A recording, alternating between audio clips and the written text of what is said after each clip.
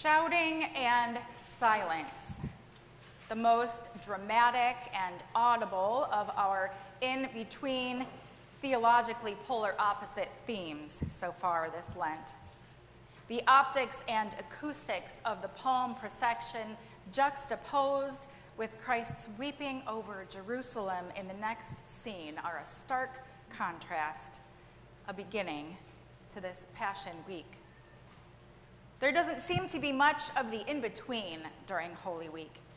We hear and read of shouts of Hosanna today and shouts of crucify him on Friday. Sprinkled throughout the week are moments of contemplative silence, where, for example, on Maundy Thursday, in the Garden of Gethsemane, Jesus prayed, and his disciples fell asleep while they were supposed to be on watch.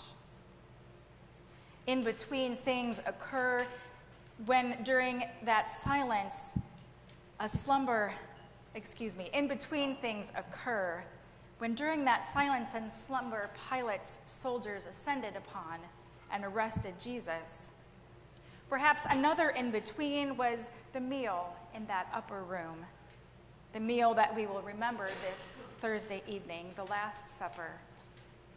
The breaking of bread, the pouring of wine, delicate sounds, yet filled with power and meaning that will repeat throughout time. These two opposites of shouting and silence carry their own separate weight and impact.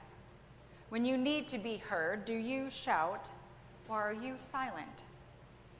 Overdoing a shouting could lead to avoidance or a turning away. Too much silence could do the same thing. The shouting last week at the hands-off protests displayed a certain kind of shouting and a certain kind of silence in many ways.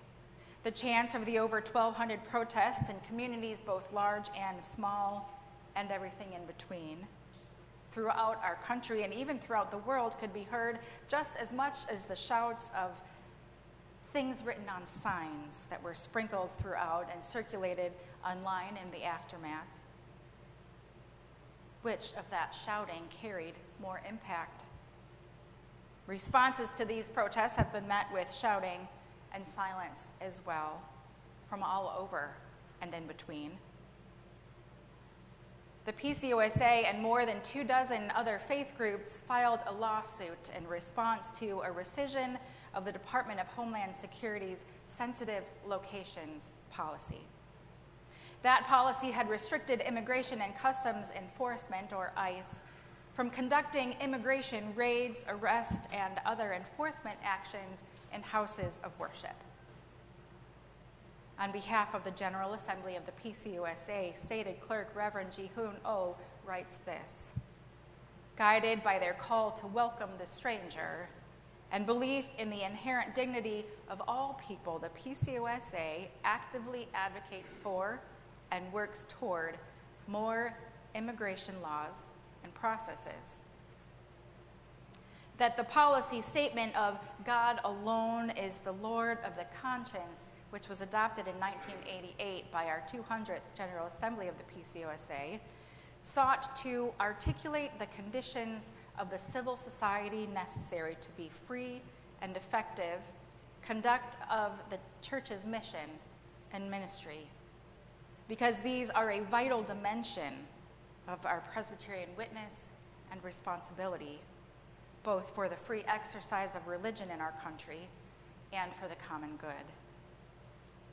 The policy statement affirms that free exercise of religion must be understood to include and protect the right to practice faith in public and private, as well as the right to believe. This is what the current lawsuit aims to do, to proclaim that the practice of faith is lived out not just in worship, but in ministry, including public witness and in acts of justice that are expressions of the worship with the whole of our lives. All are welcome, and all shall be safe in a house of worship. And we are called to ensure that freedom. Last month, our ruling elder, John Blanchard, and one of our deacons, Sally Yarman, attended a training led by the Presbyterian Disaster Assistance.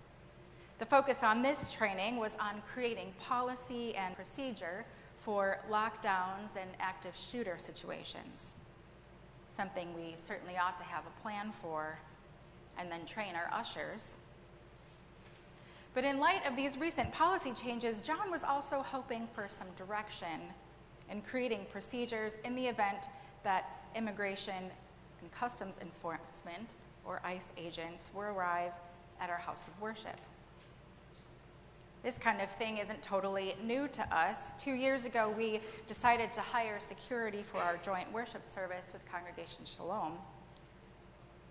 This was not part of that training 2 weeks ago, though, but steadfast in his mission and purpose to keep us safe about all our being welcome, John has had conversations with Mark McCain from PDA about this issue. John also brought this attention to our session at a meeting earlier this week, and we made the preliminary step of placing some signs on our doors. I hope you noticed them on the way in this morning. Welcoming all, but putting ICE agents on notice that they would need a warrant signed by a federal judge should they enter with any particular agenda. We are quite serious about our welcome and our hospitality, which includes the safety of all God's people. We're still finessing that language before making more permanent signs, but I encourage you to see the shouting and the silence in these signs. More on that shouting and that silent shouting after our prayers this morning.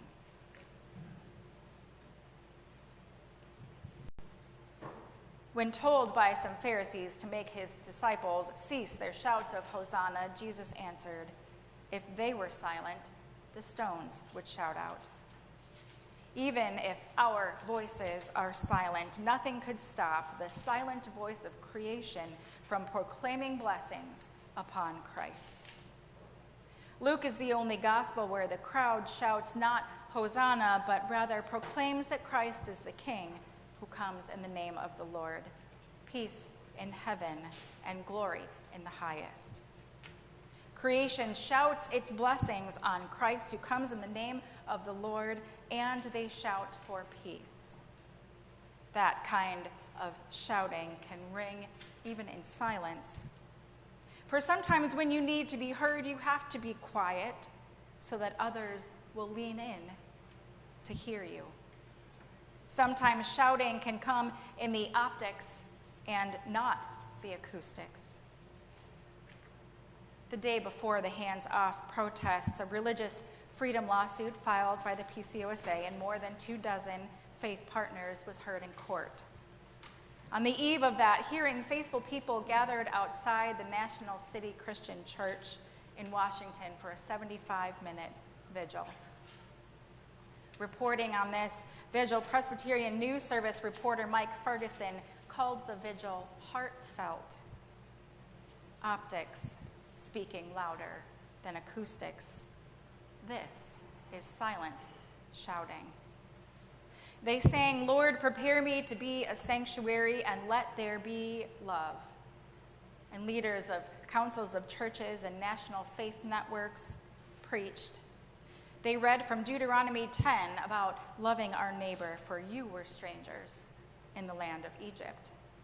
And from 1 Corinthians John 12, your well-being and mine are tied together, praying for a pathway that recognizes each person as worthy of respect. In the end, a federal judge in Washington refused to stop immigration officials from operating in sacred spaces. Immigration officers are allowed to enter houses of worship to make arrests, even if the action disrupts prayer service. So, how will we shout? Not on our watch, because it is always a good day to be a neighbor. May it be so. Amen.